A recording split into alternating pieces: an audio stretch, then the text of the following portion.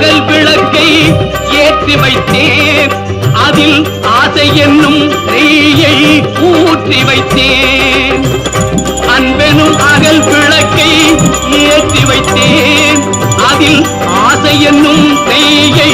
ஊற்றி வைத்தேன்